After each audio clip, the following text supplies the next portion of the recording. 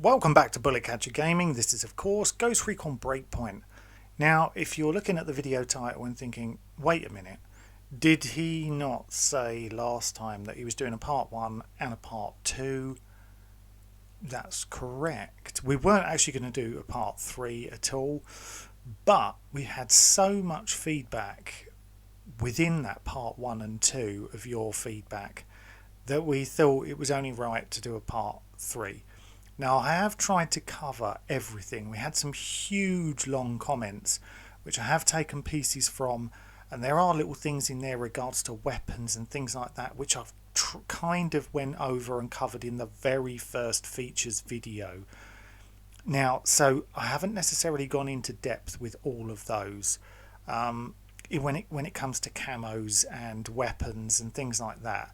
There might be a few in here, but you know, overall I haven't gone into massive depth. But I would like to say a massive thank you to all of you, every single one of you who's commented, put your ideas forward. We really appreciate it. Thank you for watching the videos and for liking it, and really do appreciate it. The thumbnail for this video is being provided from someone on our Discord, which is TG Dusty.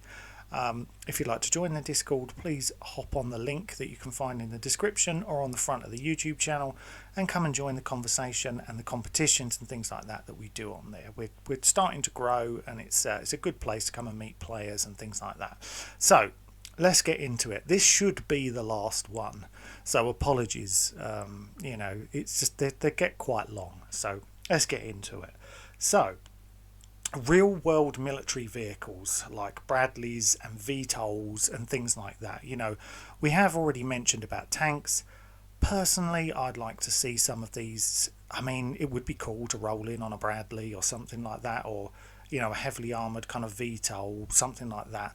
You know, we'd like to see someone else has mentioned about planes, having a plane with some weapons on it, which would be nice. You know, imagine like even something a bit older, like a Harrier or something. That would be really cool. Even if there was just say one in the game somewhere that you had to go and hunt down, I think that would be quite interesting. I like this. And then somebody else mentioned about, what about stealth vehicles, kind of on the same line. What about if you had, like, I know people want the Black Hawk helicopter, for example, which we mentioned before, but what about if you had like the stealth version of the Black Hawk or something like that, or you could have kind of stealthy vehicles in some way. But that's an interesting idea. I'd be all up for a Black Hawk and a stealth Black Hawk, to be honest.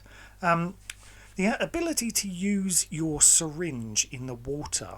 Now I think this is a really good idea, because I've been in firefights before and I'm in big trouble, and sometimes try and run to the nearest bit of water to try and stealth swim away. I'm sure most of you have done this at some point. It would be nice if you could use your syringe whilst in the water. I mean, why not, really? I think that's one that could be in there. I really like that idea. Should be fairly easy to implement as well, so let's put it in. Now this one's a fun one. Hostile wildlife. You know, there is wildlife. It doesn't do a lot.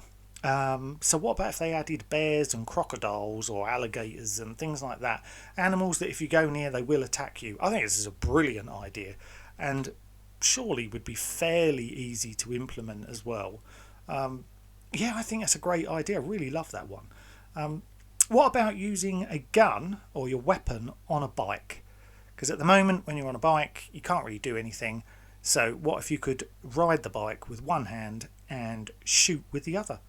I think that's a great idea. I like that one. Ability to make hand signals.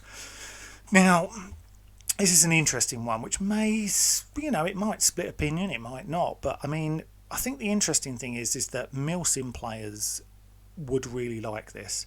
So effectively, your players could hand signal to each other to be able to move out, hold position, attack, all that kind of stuff, without talking or without you even having to say a single word on your microphone. I think, well, why not? Why not put it in? Is it the thing I need the most? No, but would I like to see it? Yes, I would. So that's a good one. More roadblocks. When people say more roadblocks, we don't really have any roadblocks. So I think roadblocks are a really nice idea, you know, with barricades up, some more armoured vehicles, things like that, maybe a few heavies, snipers, whatever, to make it more difficult, because traversing around the map in a vehicle at the moment is just too easy. It's too simple. So this next one I really like, though, a bleed out timer when you're critically injured. I love this idea, and there's something very similar in the critical raid. One of the options that's put on in there sometimes. So when you are shot, you need to obviously either syringe very quickly. If you don't, you start to bleed out and then you'll die very quick. I like this idea. I think it ups the ante, and it's already in the game. It exists in the critical raid, so why not add it into as an option to turn on into the main game? I like it. I really do like that one. Bandages on the skin are not over equipment. Now this is, it's very small, but it does kind of bug me that, you know, when he puts a bandage on, my character, as you'll see in the video, has one of those display units on his arm. Now when I get shot, he bandages the display unit, and it's kind of ridiculous. You just wouldn't do that. You'd take it off and then put it on, and I understand that that would then mean more work by them, but surely there's a better way to do bandages. There must be a better way to improve it. It helps with the immersion. 100% all up for that. Exchange skill points for skill credits. Really easy one. We have talked about the skill point system in the previous video, I believe. I'm 100% up for this. Anything you can do with those spare skill points, why not? Trade them in for skill credits and you've got more, you know, money to buy stuff. The ability to repair vehicles. I mean, it's not 100% necessary as such, but why not? You could even put that somehow into a new class or something, or give it to the engineer, or I don't know. There must be a way to do it. If you're driving your vehicle and you're on a way to a mission and it's packed up, some people would say, well, that's not very realistic. But then, you know, repairing a vehicle out in the field, I'm sure, is something that lots of special forces do quite regularly. So it's quite a good one. Ability to hack drones like behemoths. This is quite an interesting idea. If you think about it, what would you be able to do with them? The behemoths are only in certain areas, so would you be able to hack them and only keep them in that area, or would you be able to hack a behemoth, for example, and drive it down the road into a base and wreck a base with it? I mean, that actually sounds like quite a bit of fun, but they don't seem to be everywhere. They're only programmed into certain areas, so I'm not sure that would work. But then again, they could obviously reprogram it so it does work. So I think that's an interesting one. It could be a fun one. Sniper teams in the wild. There's not much going on in the wild, let's be honest, apart from a few bike patrols and a random heavy that seems to be standing around, kind of twiddling his thumbs, not doing a lot. So yeah, sniper teams hidden in the woods, things like that. Fantastic. I'm all up for that. Make it more interesting when you're out in the wild. Being able to jump gaps. Yeah, when I first read this, a few people put this one down. I thought, is it necessary? And then I thought, do you know what? There are some times when I think, I wish I could have just jumped that small gap. So yeah, I'm quite up for this. That could be interesting. There's nothing wrong with having a little jump. Nothing wrong with that at all. We've had bigger ranks. So at the moment, your main rank in the game is rank 30. What about going up to 50? I think you'd also have to implement maybe some more skills. That, you know, I'm pretty sure most of us out there have done all the skills, and that's why we've got so many skill points left over. So maybe add some more skills to that as well.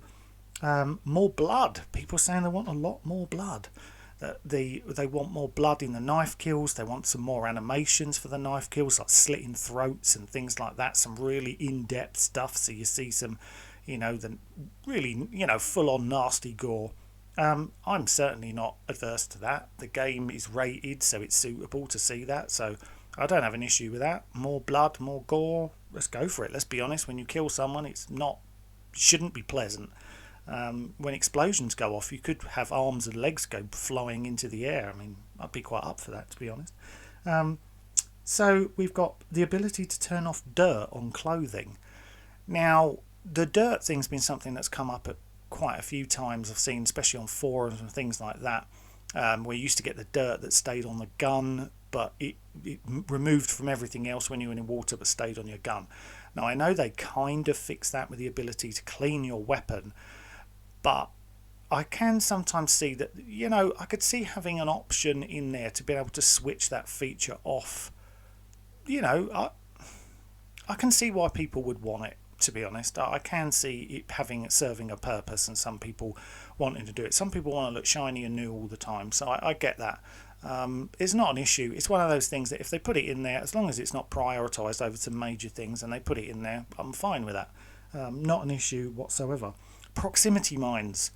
Yes, please. I definitely want proximity mines. It was one of the things that I like to use the most in Wildlands when you knew you were about to be attacked. So if you get spotted in a base and you've got to fall back, being able to drop a few proximity mines and set a bit of an ambush, I'm well up for that. 100%. Really would like that. Now, we've covered this kind of, but someone's gone into a lot more depth regards to this. So improving enemy AI. Now, I think a lot of people want this, but they're talking about having them been able to leapfrog kind of fences or barricades, being able to kind of do more flanking maneuvers. If anyone ever played games like Fear, or I actually thought Killzone 2 and 3, they had fantastic flanking maneuvers on their AI. Something like that, where they're jumping through windows to purposely get behind you, that really made you watch your back like you were being surrounded. If they could add that in there, them hiding in bushes, so you suddenly like, hang on, he was there, where's he gone? Instead of just standing behind a rock, which is what they like to do, or behind a tree, actually in bushes, or crouching down, or laying flat on the ground. That would be fantastic. It would really make it much more in-depth and add to the immersion hugely. I mean, it couldn't, you could just add that to the wolves maybe, to show how much more elite they are than the normal Sentinel soldiers. It would make them stand out, I think, a lot more than what they currently do. Ballistic shields. Why not? Enter in a building, through the door, ballistic shield with your team behind you. It doesn't really need much more explanation than that. It just sounds fun. So 100%, let's put it in there. Lots of people asking for watches on your characters. No watches in there. Ability to equip watches. I mean, yeah, it's just a little visual. It's, unless you could somehow add something to that, being able to control the time in the map, not in a bivouac, but by a watch or something like that. Once again, I'm not against it. Not at all. Put it in there. As long as it doesn't get put in front of some of the major fixes, then yeah, put it in. I've got no issues whatsoever with that being in there. Now, improving visual resolution for sniping or aiming in general. Now, this is something that really does need some work. In Wildlands, your shooting distance was, I think we managed to hit a sniper round from off the top of my head, I think it was 2.3 kilometers, I believe. In Breakpoint, good luck. It's just not. It's just barely.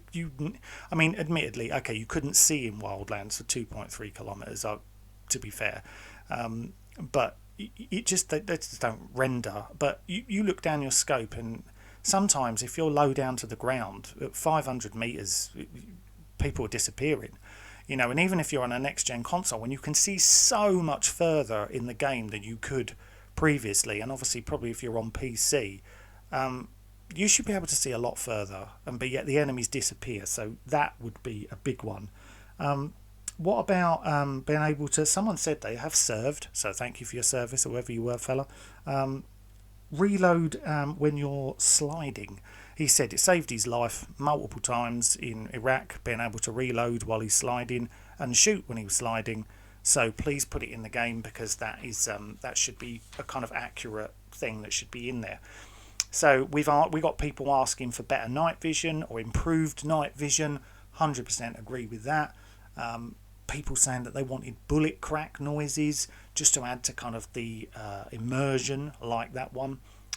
Put patches wherever you want. Now, we did mention patches on the last one, but that was being able to put multiple patches. This is literally put them wherever you like. People asking for manned gun positions and mortars as opposed to mechanical ones. I like that. makes it more interesting. You've got to take out the gunner, for example, before you can move forward. You know, more camos from other countries. Lots of countries are not represented, so, and there's a lot of people from around the world that play this game. So 100% more camos, more flags, things like that. A tactical tomahawk, quite a few people bringing this one up.